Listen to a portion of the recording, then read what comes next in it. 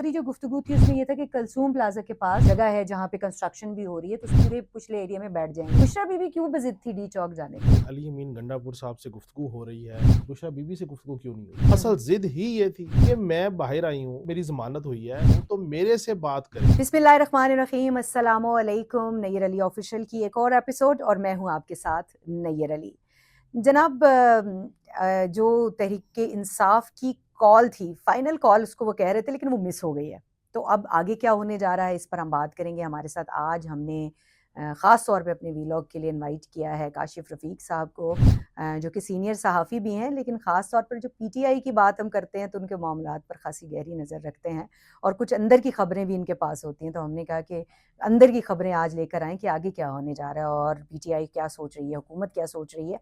लेकिन उससे पहले आपको ये भी ज़रूर बताऊँगी कि अब जब सब यहाँ से जो है वो जा चुके हैं, बल्कि अगर फ़रार हो गए का लफ्ज़ इस्तेमाल किया जाए तो गलत ना होगा, और जिस तरह से यहाँ से जो है वो सब भागे हैं, और उसके बाद भी वो जो गंडापुर साहब हैं, आज उन्होंने वहाँ पे एक प्रेस कॉन्फ्रेंस भी की है और उन्होंने ये कहा है कि ये तहरीक जारी रहेगी। इस पर भी बात करेंगे। और जो पार्लिमानी सेक्रेटरी हैं इंफॉर्मेशन के, दानियाल चौधरी, उन्होंने प्रेस कॉन्फ्रेंस की और उन्होंने ये बताया कि तकरीबन 1000 के करीब बंदा जो है वो तहरीक इंसाफ के साथ आने वाला, एहतजाज करने वाला जो बंदा है वो पकड़ा गया है, और उसमें कई जो हैं वो अफ़गान जो नेशनल्स हैं वो भी हैं, उनमें से 37 अफ़गान नेशनल्स को भी पकड़ा गया है। भारी जो तादाद है उसमें असलहा भी जो है वो बरामद किया गया है, एसएमजीज़ जो हैं, और पिस्टल्स का भी बताया जा रहा है, और वो आज दिखाए भी हैं आईजी साहब ने और कमिश्नर साहब ने।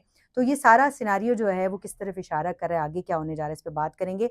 सबसे पहले काशिफ, कॉल मिस हो गई है, तो अब ये जो जिस तरह से जो है यहाँ से सारे जो अपने सिग्नल्स हैं वो लेकर ये फरार हुए हैं, तो असल में मुद्दा क्या है और क्या देख रहे हैं आगे?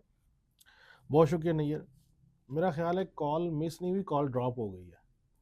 और कॉल जो ड्रॉप हुई है उसके पीछे मुहर्रिकात हैं बहुत सारे, हम्म, और वो मुहर्रिकात जो हैं उसके ज़्यादातर जिम्मेदारी जो है तहरीक इंसाफ की अपने लोगों पे है। हम्म, और तहरीक इंसाफ के जो लोग हैं वो अपने ज़्यादा डिवाइडेड हैं, इतनी स्प्लिट ऑफ थॉट है उनकी कि वो किसी सूरत भी किसी एक नुक्ते पे इकट्ठे नहीं हो रहे। और इसमें लोगों का आर्गूमेंट ये है कि शायद बानी तहरीक इंसाफ पाबंद सलासल हैं और इसलिए वो एक थॉट पे नहीं है। लेकिन मैं इसलिए इस बात से कन्विंस नहीं हूँ कि जिस वक्त बानी तहरीक इंसाफ खुद पूरे जोबन पे अपनी पार्टी चला रहे थे उस वक्त भी स्प्लिट माइंड था और स्प्लिट थी पार्टी। हम शुरू से रिपोर्ट करते हैं सैफुल्ला न्याजी ग्रुप, जंगीर तरीन ग्रुप, फिर शाह महमूद ग्रुप, फिर असद उमर ग्रुप। तो ये पार्टी की लीडरशिप ने खुद बाई प्लान बाई लेकिन ये डिज़ाइन किया। बताएं कि ठीक है, बाय प्लान होगा, लेकिन ये यहाँ पे मुझे तो कोई प्लानिंग नजर नहीं आ रही कि गंडापुर साहब ने जो है वो मुज़ाकरात किए गवर्नमेंट के साथ, एग्री हो गए कि संजानी हम बैठ जाएंगे, हम चलें। संजानी के बाद फिर दोबारा मुज़ाकरात हुए, जो फाइनल आखिरी जो टेलीफोनिक गुफ्तगू है, हमने जो जिम्मेदारान जिन्होंने गुफ्तगू की है उनसे जब हमारी बात हुई, तो उन्होंने कहा कि वो आखिरी जो गुफ्तगू थी उसमें यह था कि कलसूम प्लाजा के पास जो जगह है जहाँ पे कंस्ट्रक्शन भी हो रही है, तो उस पूरे पिछले एरिया में बैठ जाएंगे। फिर क्या हुआ? क्यों नहीं बैठे वहाँ पर? फिर बुशरा बीबी क्यों बज़िद थी डी चौक जाने के लिए? देखिए, आपने खुद एक बात की कि अली अमीन गंडापुर साहब से गुफ्तगू हो रही है, टेलीफोनिक गुफ्तगू हुई, मुख्तलिफ स्पॉट डिस्कशन में आए। लेकिन सवाल ये है कि बुशरा बीबी से गुफ्तगू क्यों नहीं हुई? असल फसाद ही ये था, असल हुँ, जिद ही ये थी कि मैं बाहर आई हूँ, एक सीबीएम के तहत मेरी ज़मानत हुई है, उस ज़मानत में मैं बाहर आई हूँ, तो मेरे से बात करे। रियासत ने बात करनी है तो बुशरा बीबी से करे, हुकूमत ने बात करनी है तो बुशरा बीबी से करे। अली अमीन गंडापुर साहब के साथ जो लोग कनेक्टिविटी में है, बैरिस्टर साहब के साथ कनेक्टिविटी में, असद कैसर के साथ कनेक्टिविटी में, वो बुशरा बीबी को क्यों कुछ नहीं समझ रहे? वो क्यों बुशरा बीबी से गुफ्तगू नहीं करना चाह रहे?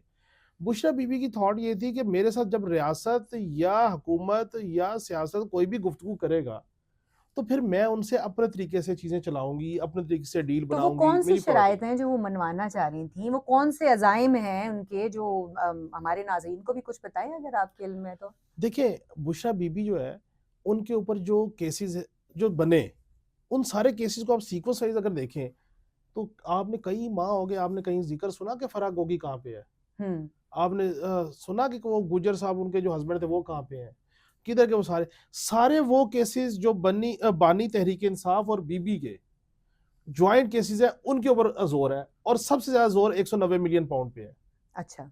और 190 मिलियन पाउंड के अंदर जो 5 लोग इश्तिहारी हैं, उनमें जो मलक रियाज साहब हैं, उनका एक स्टेक है, जुल्फी बुखारी है उसमें, शहजाद अकबर हैं जो बैठ के इंटरनेशनल मनूवरिंग कर रहे हैं। ये सब इस मामले में थे कि हमने बुशरा बीबी को बाहर निकाल लिया है। बुशरा बीबी अब जाके डील करेंगी और डील इस तरीके से करेंगी कि ठीक है, जो हो गया वो ठीक है, बाकी हम आप हमें रास्ता दें, हम आपको रास्ता दें।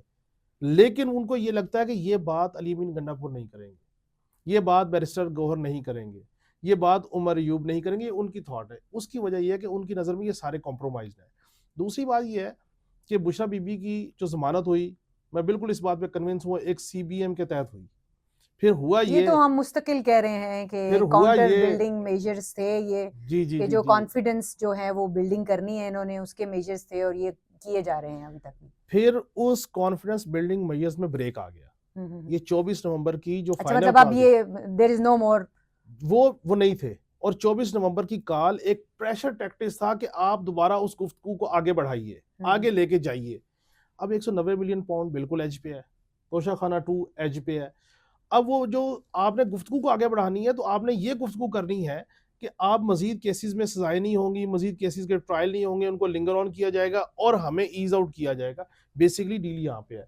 लेकिन तोशा खाना की आप बात कर रहे हैं, तोशा खाना का केस तो मुझे याद है कि जब ये मंजर आम पर आया था तो उसके बाद बड़ी शद्दोमत के साथ ये खबरें आई थी कि बुशरा बीबी और ख़ान के दरमियान में इख्तलाफात अरूज पर पहुंच गए, लड़ाई झगड़े हुए, बुशरा बीबी नाराज़ होकर चली गई। तो कोई सदाकत थी इन खबरों में? क्योंकि आप तो पीटीआई के अंदर के हलकों को जानते हैं, तो क्या उसमें कोई थी सदाकत उस वक्त? देखिए नैयर, इसमें बिल्कुल सदाकत थी। और जिस वक़्त ये सबसे पहले चीज़ डिटेक्ट हुई कि मलक रियाज साहब से ज्वेलरी के तोहफ़े लिए जा रहे हैं, जो चीज़ें बाद मंज़र-ए-आम पे आईं, उस वक़्त जो मौजूदा सीओएस हैं, वो उस वक़्त डीजीआईएस है। उन्होंने जब ये सारी चीज़ें बाहर निकाली, तो उस वक़्त एक दफ़ा तो बानी तहरीक-ए-इंसाफ ने ब्लो अप किया और ब्लो अप करने के बाद शदीद इख्तलाफ हुए। 3 माह बुशरा बीबी बनी गाला नहीं थी और ना ही ज़मान पाक थी। एक दोस्त के घर थी और उस वक़्त ये बात तय हो रही थी कि निटी-ग्रिटीज़ तय हो रहे हैं कि मामला तलाक तक जाएगा। मैं इस बात पे कन्विंस हूँ कि बानी तहरीक-ए-इंसाफ को ज़रूरत नहीं है 8, 10, 20 करोड़ की ज्वेलरी के पीछे जाने की। उनके साइन किए हुए शर्टें करोड़ों की बिकी हैं, उनके सिग्नेचर किए हुए बल्ले करोड़ों के बिके हैं, तो वो 10-20 करोड़ के पीछे क्यों जाएँगे? खुद तो उनको शौक नहीं है कोई महँगी चीज़ें पहनने का। उसके बाद जनरल फैज़, फराह गोगी, वो उस पूरे ग्रिड ने गेम चलाई, जुल्फी बुखारी ने गेम चलाई कि नहीं, इख्तलाफात ना करें। और ये आर्गूमेंट क्रिएट किया गया कि अगर आपने बुशरा बीबी को भी छोड़ दिया, तो लोग कहेंगे ये जब तीसरी वाइफ को साथ नहीं रख सका तो ये मुल्क कैसे चलाएगा? इस आर्गूमेंट से पार्टी को नुकसान होगा। दोबारा कॉम्प्रोमाइज़ करवाया गया। और मैं इस बात के ऊपर, अगर कोई ये समझता है कि ये इसमें सदाकत नहीं है, तो सारे किरदार बाहयात हैं। लें कुरान पे हलफ और बताएं कि ये मामला नहीं हुआ। लेकिन आज अभी गंडापुर की गुफ्तगू आपने भी बड़ी तफसील के साथ सुनी होगी, हमने भी सुनी कि उन्होंने कहा जी कि तहरीक जारी रहेगी। तहरीक कित्थों जारी रहेगी? तहरीक तो लोगों के ऊपर होती है, आपकी पार्टी के जो वफादार साथी होते हैं उनके ऊपर होती है, आपका एक धड़ा होता है उसके ऊपर होती है। तो इस वक्त तो हमें नज़र आ रहा है कि बुशरा बीबी और अली अमीन गंडापुर के दरमियान भी कुछ जो है इख्तलाफात मौजूद हैं। हालांकि आज अली अमीन गंडापुर ने बुशरा बीबी का नाम लेकर ये भी कहा उनके खिलाफ केसेस बनाए गए, ये किया गया, वो किया गया। लेकिन बुशरा बीबी, अली अमीन गंडापुर, उमर अयूब, ये एक तरफ दिखाई देते हैं। बाकी जो पंजाब की लीडरशिप है पीपल्स इसकी सॉरी पीटीआई की, और जो दीगर जो जितनी भी लीडरशिप है वो हमें कहीं दिखाई नहीं दी। वो जो मुख्तलिफ निशानों के ऊपर, खान के नाम के ऊपर और पीटीआई के नाम के ऊपर जो है बकौल उनके वो जीत कर आए, और कुछ लोग तो ये भी कहते हैं हमारा मैंडेट चोरी हुआ। तो वो मैंडेट हमें वहां पर धरने में क्यों नहीं नजर आया, रैली में क्यों नहीं नजर आया? देखें, तहरीक तो 25 साल से जारी है। किसने कहा तहरीक जारी नहीं है? तहरीक इंसाफ का नाम है, पाकिस्तान तहरीक इंसाफ। तहरीक तो 25 साल से जारी है। वो कहते हैं इंसाफ के लिए जारी है, हकूक के लिए जारी है, एम्पावरमेंट के लिए जारी है। तहरीक तो 25 साल से जारी है। अब बात जो आपने की कि लोग नज़र क्यों नहीं आए, लोग नज़र इसलिए नहीं आए कि जिस वक्त बुशरा बीबी बाहर आई, उसके बाद पार्टी के अंदर जो धड़े हैं, पहले तो ये तहरीक इंसाफ के ऊपर जो है ना, ये समझने की ज़रूरत है कि तहरीक इंसाफ के अंदर टोटल 8 धड़े हैं। अच्छा, 8 धड़े हैं। 2 मेजर धड़े हैं, एक केपीके का धड़ा है और एक पंजाब का धड़ा है। जो केपीके का एक मेजर धड़ा है, उसके आगे फिर 3 धड़े हैं। अच्छा, एक असद कैसर का धड़ा है, एक आतिफ खान का धड़ा है, एक अली अमीन गंडापुर जो है जो लीड आतिफ कर, खान तो आजकल बहुत एक्टिव है, मतलब हमने वो देखा है तो वो। तरकई और उनका धड़ा है, और एक वो धड़ा है जो समझते हैं मुराद सईद और जो हम पुराने लोग हैं, जिसमें हम्म, शाह फरमान वगैरह कभी इधर आ जाते हैं कभी उधर चले जाते हैं। पंजाब में जो मेजर धड़ा है, उस मेजर धड़े में शाहमूद कुरैशी फाल करते हैं। उसके अलावा हमाद अजहर का धड़ा है, मियाँ असलम का धड़ा है, और अब एक नया धड़ा जो इमर्ज हुआ है वो हुआ है ये फैसलाबाद से झांकी जो पट्टी है ना, शेख वकास अकरम और निसार जट और ये जो लोग हैं। अब ये 8 धड़े हैं। अब ये 8 धड़े जो उनसे हम आपस में लड़ रहे हैं कि किसके पास पार्टी की लीडरशिप जाए, किसके पास चेयरमैनशिप जाए। अब इन धड़ों में जो सबसे इंपॉर्टेंट चीज हुई बुशरा बीबी के आने के बाद, बुशरा बीबी ने पार्टी के अंदर अपना एक गैंग बना लिया, ग्रुप बना लिया। अच्छा। वो 5 लोगों का ग्रुप है। अली मीन गंडापुर से उनके साथ है, हुब ठीक में है। या बुग्ज में मुराद सईद पूरी बैकिंग कर रहे हैं उसको, हम्म, जुल्फी बुखारी बैकिंग कर रहे हैं उसको, मोना सिलाई उसको पूरी बैकिंग कर रहे हैं, और बुशरा बीबी खुद है। ये 5 लोगों का ग्रुप है जो पार्टी के अंदर है। अब आप ये देखें कि जिस वक्त ये सारा मामला हुआ, फाइनल कॉल बानी तहरीक इंसाफ ने दी, बुशरा बीबी ने नहीं दी। मामला लीड करने का था, उसके बाद लीड हुई, आप आए। अगर मैं समझता हूँ जी, मैं तादाद के ऊपर नहीं जाता, मैं फॉर दी आर्गूमेंट कहता हूँ जी 50,000 बंदा था, फॉर द आर्गूमेंट नहीं था हाँ इतना। बिल्कुल। 50,000 बंदा एक सूबे में, तीसरी टेन्योर है आपकी हुकूमत की। पंजाब में आप सीटें जीत के बैठे हुए हैं, MNAs बैठे हुए हैं, किधर गए वो पैसे? क्यों नहीं आपको तो कम अज कम 5-10 लाख बंदा लाना चाहिए था। अच्छा, अब जब आप 50,000 बंदा अगर आप आर्गूमेंट में भी लेके जाते हैं, तो फिर आप मुझे बताएं कि आपके लोग पार्टी मजीद टूटेगी काशिफ?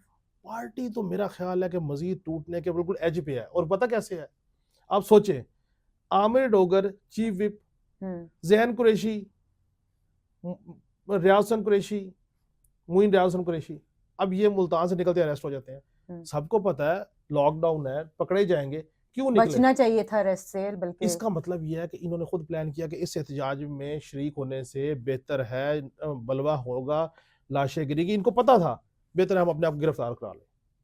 लीडरशिप कोई नहीं। अच्छा, फिर असद कैसर जो चैंपियन है इस सारी चीज के, असद कैसर तो प्रॉपरली एक काम कर रहे हैं कि अली अमीन गंडापुर के खिलाफ मौलाना फजल रहमान और असद कैसर एक पेज पे हैं, दोनों बुक्स अली अमीन गंडापुर पे हैं। अच्छा, हाँ, ये बात लिख के ले ले मेरी।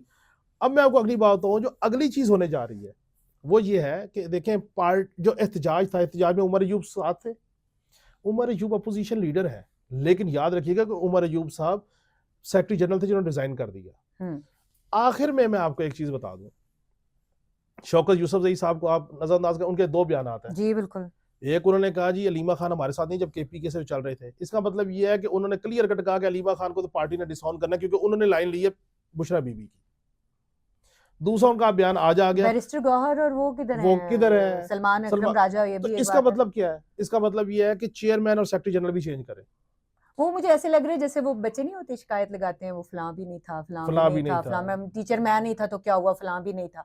तो ये बताइएगा कि अब जो फलां नहीं थे, क्योंकि बुशरा बीबी ने एक अनाउंसमेंट की कंटेनर पे खड़े होकर, उन्होंने कहा कि खान को लेकर जाऊंगी वरना नहीं जाऊंगी, और मैं सबसे आखिरी होंगी जो जाऊंगी। लेकिन वो सबसे पहली थी जो गई, खान को लिए बगैर चली गई। अब वो वहां चली गई है मानसेरा में।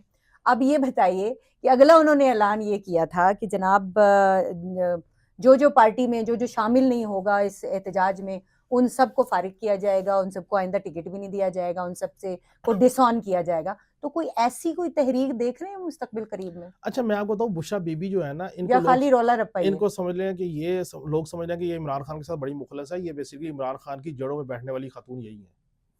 सबसे पहले तोशा खाना इन्होंने किया, इमरान खान को जबरदस्ती ऑन करना पड़ा, पहला हमला।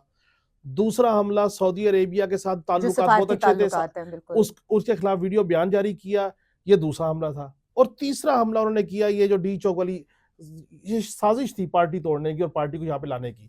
ये बेसिकली चाहते हैं कि खान अंदर रहे और हमारी मौज लगी रहे। देखिए ना, कॉमन सेंस की बात है कि संजानी में बैठ जाते तो हो सकता है 10 दिन बैठे रहते, 15 दिन बैठे रहते, वहां और लोग आकर बैठ जाते और बैठ के वो अपनी बात मनवा कर नहीं तो चले, उसमें कुछ ना कुछ तो एक मुज़ाकरात के दरवाजे खोल के चले गए। अब तो वो कह रहे हैं कि जीरो टॉलरेंस है, देयर इज नो टू मुज़ाकरात, और ये सारी बातें वो करके चले गए। देखिए, गुजारिश ये है कि ये बात हम जब रिपोर्ट कर रहे थे लोगों को लग रहा था कि शायद हम झूठ बोल रहे हैं, लेकिन खुद बैरिस्टर सैफ कह रहे हैं कि खान भी संजानी पे बैठने आमादा था लेकिन बीबी नहीं मानी। मसला ये है कि जो बुशरा बीबी कह रही है मैं खान को लेके जाऊंगी, अब मुझे ये तो गुमान होने लग गया, मुझे नहीं पता, क्योंकि हमने तो एक ही नाम सुना है, अली मीन गंडापुर। अब पता नहीं अली मीन गंडापुर खान भी है आगे लगता कि नहीं लगता, उमर अयूब खान भी आगे लगता कि नहीं लगता, उनको लेके चले गए। लेकिन इन दो को लेके वो मानसेरा चली गई हैं।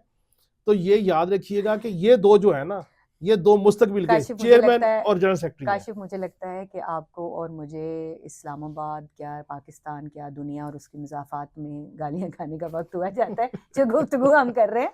लेकिन बाहर तौर थोड़ा-सा मैं ज़रा पाकिस्तान पीपल्स पार्टी, जेयूआईफे, दीगर जो सियासी जमातें हैं जो एलाई रही हैं, जो एलाई हैं, जो फ्रूट्स खाती हैं कामयाबियों के, उन्हां दा रोल कित्थे है, किधर हैं वो, किस तरह से इतना वाइजली वो अपने पत्ते प्ले कर रहे हैं कि कहीं पर नजर नहीं आए हैं। अब हालांकि जब ये खत्म भी हो गया है तो बिल्कुल खामोशी है।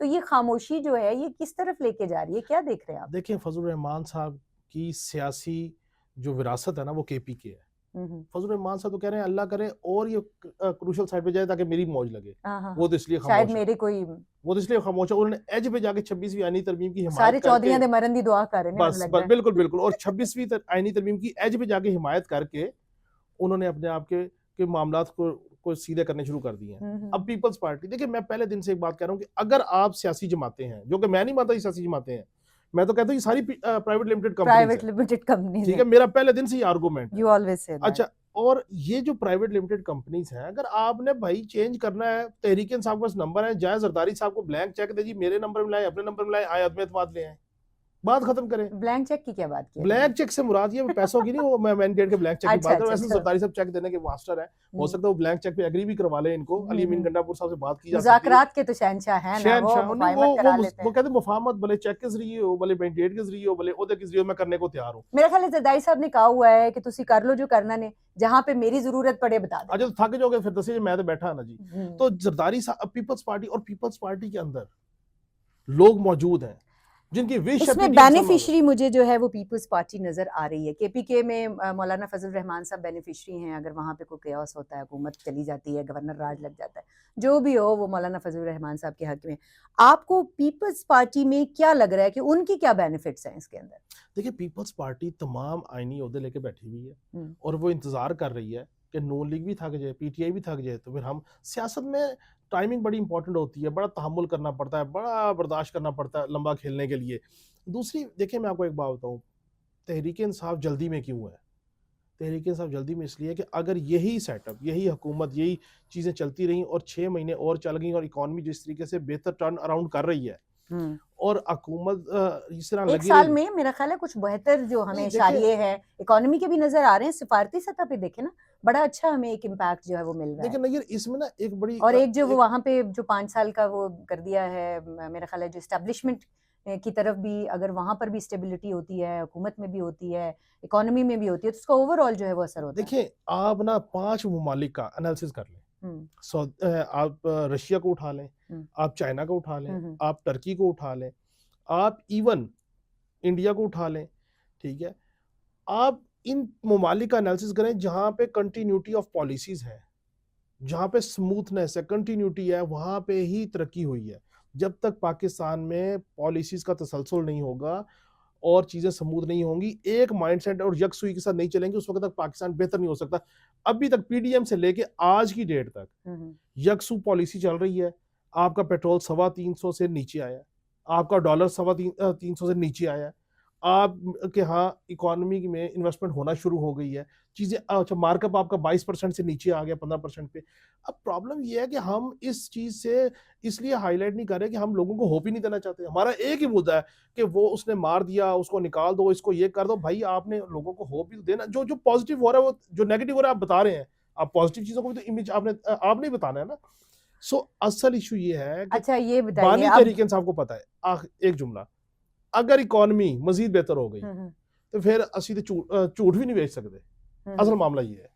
क्या चूंकि 302 के तहत और बहुत सारी दीगर प्लस दफात के तहत मुकदमात दर्ज हो गए हैं, बाकी बहुत सारी लीडरशिप के खिलाफ हुए हैं, लेकिन बुशरा बीबी, अली अमीन गंडापुर, उमर अयूब, बैरिस्टर गौहर, इन लोगों के नाम जो हैं वो नॉमिनेट करके इनके ऊपर हो चुके हैं मुकदमात।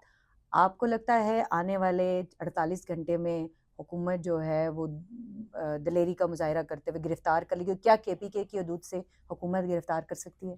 देखिए, हुकूमत रियासत जहाँ से चाहे गिरफ्तार कर सकती है, हुकूमत गिरफ्तार कर लेकिन सकती है। केपी में तो लेकिन आपको पता है सारे लेकिन लोग केपी लेकिन मामला हुकूमत के ये है हैं, कि वजीर आला खुद इस बॉस हद हैं। तक नहीं जाना चाहिए कि जहाँ पे मज़ीद इख्तिलाफ़ात हो, मज़ीद तशद्दुद हो, मज़ीद चीज़ें ख़राब हों। बेहतर ये है कि अच्छे बच्चों की तरह टेबल पे बैठें, अपने-अपने मामलात हल करें। आपको 302 हुकूमत ने मुकदमा के लिए टेबल पे बैठ के हल हो गया देखिए, है मैं आपको काशिफ। एक बात बताऊँ, ये उन्होंने जो स्टेप लिया ना बुशरा बीबी ने, मेरा ख्याल है कि हुकूमत जो टॉलरेट कर रही थी ना कि पार्टी पे बैन ना लगे, एक्सट्रीम स्टेप पे ना जाए, हम्म। उन्होंने वो सारे लवाजमात पूरे कर दिए कि जी हमने कर दिया, अब आप एक्सट्रीम स्टेप लें और चीज़ें जाए। जो ज़ख्मी हुए, जो शहीद हुए, हम्म। जो नुकसान इकॉनमी का हुआ, अभी देखें ना 1 माह पहले एससीओ कॉन्फ्रेंस थी, पूरा कैपिटल सजा हुआ था, पैसा लगा गवर्नमेंट का, आपने उठा के उसकी ऐसी तैसी फेर दी। ठीक, अब मुझे बताएं फिर दोबारा उसकी डेवलपमेंट होगी, उसका पैसा फिर हुकूमत का लगेगा। आप अपनी जिद अना के खौल से निकल ही नहीं रहे हैं, सिर्फ इसलिए कि आप चाहते हैं कि अडयाला जेल का दरवाजा खुले, बगैर कुछ किए मुझे प्राइम मिनिस्टर की कुर्सी बिठा दे और पाकिस्तान ऊपर जाना शुरू हो जाएगा। भाई आप इनको हुकूमत दे के देख लें, 6 महीने बाद इन्हीं के लोग इन्हीं को गालियां दे रहे होंगे। ठीक। मेरा ख्याल है हमारी गुफ्तगू एक सिटिंग में मुकम्मल नहीं हो सकती, तो लेट्स कीप दैट डूइंग। तो काशिफ से हम वक्तन फ़वक्तन रिक्वेस्ट करते रहेंगे, लेकिन बहैसियत मजमूई जो है वो हमने क्या देखा कि जो ही ये रैली का सिलसिला शुरू हुआ, फाइनल कॉल जो है वो अपने रास्ते पर रवां दवां हुई, पहला नंबर उन्होंने मिलाया तो साथ ही जो है वो कहा कि हुकूमत गिर गई, अब हुकूमत गई, अब तो हुकूमत से जो है वो हम इतने हज़ार लोग आ गए, अब ये हो जाएगा, वो हो जाएगा। लेकिन हुआ वही जो होना था। तो अब मजमूई तौर पर क्या बुशरा बीबी ने जो इकदामात उठाए हैं, डी चौक की तरफ आए हैं, पीटीआई का मुस्तकबिल जो है वो दांव पर जिस तरह से लगा है, और अब वो जो एक रैली का डर था, जो थोड़ा बहुत कि जी केपीके से जो है वो एक रैली आ जाएगी और पाकिस्तान भर से पीटीआई के वर्कर्स निकल आएंगे, वो डर निकल चुका है। तो ये एक बड़ा नुकसान हुआ है, क्योंकि डर जो है वो बड़ा ज़रूरी होता है। लेकिन अगर आपका डर ही निकल गया है तो अब आप कहते रहें, आप दावे करते रहें, इससे कोई ख़ास फ़र्क नहीं पड़ेगा। और अब आने वाले दिनों में मज़ीद क्या डेवलपमेंट्स होती हैं इस सारे सिलसिले में, उस हवाले से नैयर अली ऑफिशियल देखते रहें, आपको अपडेट करते रहेंगे। बहुत शुक्रिया।